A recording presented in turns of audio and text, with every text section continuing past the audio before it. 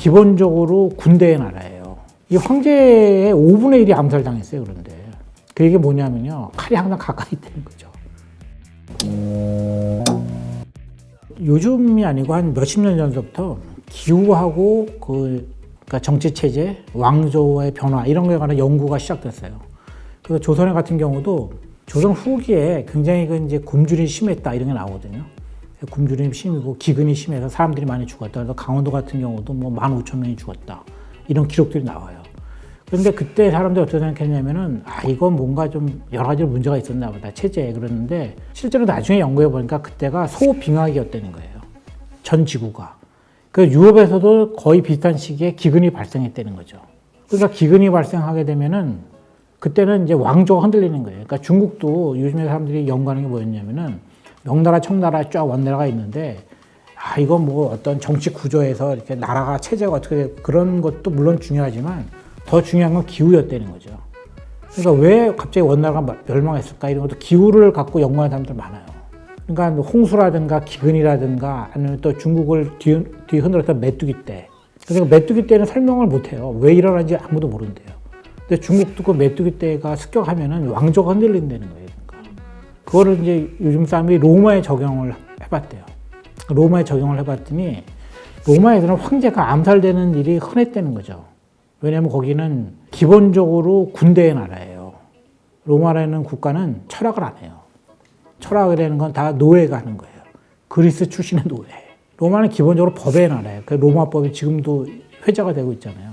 그러니까 법이 통치하는 나라고 철학은 필요 없다 이런 나라인데, 그런데 이 법을 가지고 통치하는데 그 밑바탕이 되는 게 군대였던 거죠.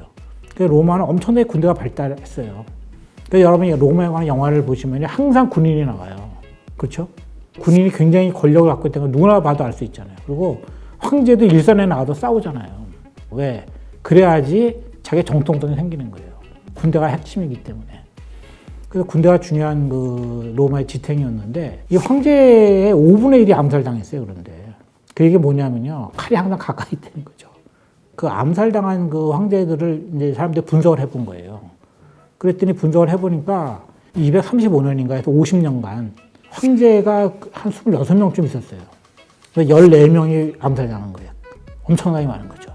그러니까 느낌으로서는 거의 다 암살당한 느낌이었을 거예요. 50년 동안요. 그런데 그 사람들이 이걸 분석해 본 거예요. 이게 왜 이렇게 암살을 많이 당한가를 분석해 보니까 비가 안 왔다는 거예요. 그 기간 동안에.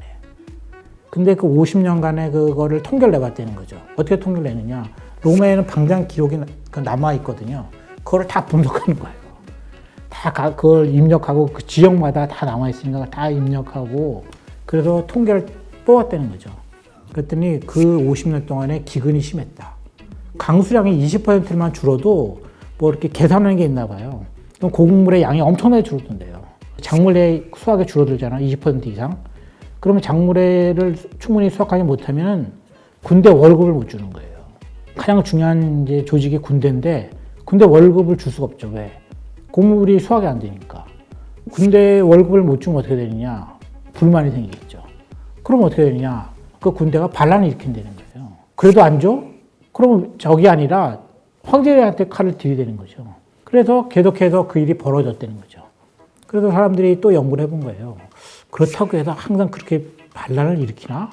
근데 연구를 해봤더니 지금과는 달리 로마에는 곡물 저장 시설이 없었다는 거예요. 그러니까 곡물이 비축이 안 되니까 그에 수확을 하면 그에 나눠줬는데 비축된 곡물이 없으니까 바로 반란이 일어난 거죠.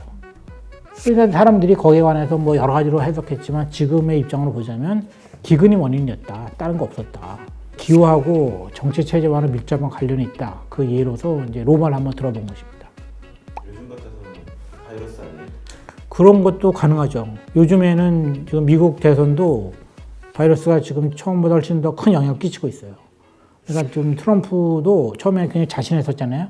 그러다가 갑자기 이게 퍼져갖고 열 몇 개 주에도 비상사태 선포했거든요. 게다가 지금 미국의 지금 대선 레이스가 시작됐는데 집회를 못하기 시작했어요. 집회를 못하니까 직접 대면을 못하잖아요. 그러면 여러 가지 변수가 생기는 거예요. 왜냐하면 사람들이 후보를 보지 않고 그냥 광고라든가 이런 것만 보고도 판단하기 때문에 어떻게 변할지 모르는 것이죠. 그 다음에 지금 또 하나의 문제는, 그거 더 큰 문제는 바이러스로 인해서 경제가 흔들린다는 거예요, 지금. 예전과는 달리 예전엔 기근이 생기면은 월급을 못 줬기 때문에 반란이 일어났지만 지금은 이런 것이 생기면 전 세계적으로 퍼지고 있잖아요. 그러면 경제에 치명타를 줘요. 그런데 어느 선거에서나 다 똑같잖아요. 경제가 무너지면은 정권이 유지하기 힘들어요. 예전 경제는 고립적이었잖아요. 그 지역에서 끝났는데 지금은 전 세계가 얽혀있기 때문에 동시에 가라앉겠죠. 그렇다면 훨씬 더 충격이 커진다. 그러니까 정권에도 당연히 영향을 줄 수밖에 없다. 옛날에 아버지 부시 때인가 그 카트리나 그 태풍이 있었거든요. 엄청난. 그거를 수습을 잘 못했어요. 그때 무능함이 드러나서 그 다음에 정권이 바뀌었죠. 그러니까 큰 재앙 앞에서 그 어떻게 대응하느냐에 따라서 인기가 훨씬 더 올라갈 수도 있고 아니면 바로 바뀔 수도 있어요. 근데 지금은 뭐 기근에 의해서 바뀐다는 거는 예전처럼은 아니죠. 지금은 식량은 충분하거든요. 전 세계적으로. 그것이 아니고 이번처럼 이제 바이러스라든가 이런 전염 이런 것은 예년이나 지금 똑같죠. 뿐만 아니라 아베가 더 큰 거 아니에요? 그거는 지금 일본이 조금은 다른 나라거든요. 일본은 지금 국난이라고 보기 때문에 오히려 단결할 가능성도 있어요. 일본은 야당이 그 서구에서 생각하는 그런 야당이 아니에요. 여야라는 게 일본은 위기 앞에 상당히 똘똘 뭉치는 경향이 있어요. 섬나라고 특유의 그런 기질이 있어요. 일본에서 가장 신뢰를 받는 정당은 공산당이에요. 공산당의 지지율은 계속 높아지고 있거든요. 왜? 공산당만이 사실은 야당이거든요. 그 나머지 야당은 야당? 이렇게 의심이 가죠. 그래서 일본의 야당은 글쎄요. 자민당과 별로 다르지 않을 거예요. 국난에 처하면 여야가 단결하는 성향이 있기 때문에 아베가 물러난다고 해도 그 문제는 아닐 거예요. 그 문제는 아니고 다른 문제. 그러니까 벚꽃놀이, 스캔들이나 그런 것 때문에 물러나지 이거는 일본의 여야의 문제는 아닐 거라고 봐요. 그 다음에 지금 같은 경우에 물러나려면 해산을 해야 되거든요. 국회를. 근데 국회를 새로 구성한 지 얼마 안 됐어요. 그래서 지금 해산하는 건 어려워요, 사실은. 그 다음에 이제 5월 말쯤에 올림픽을 연기한다든가 이런 문제가 거론되면 지지율이 더 올라갈 가능성도 있어요. 왜냐하면은 1년 내인가 그 해인가 올림픽을 다시 할 수 있거든요. 총리를 바꾼다? 그 사이에? 그거 정서상 잘 용납이 안 되죠. 어쨌든 올림픽은 끝내야 한다.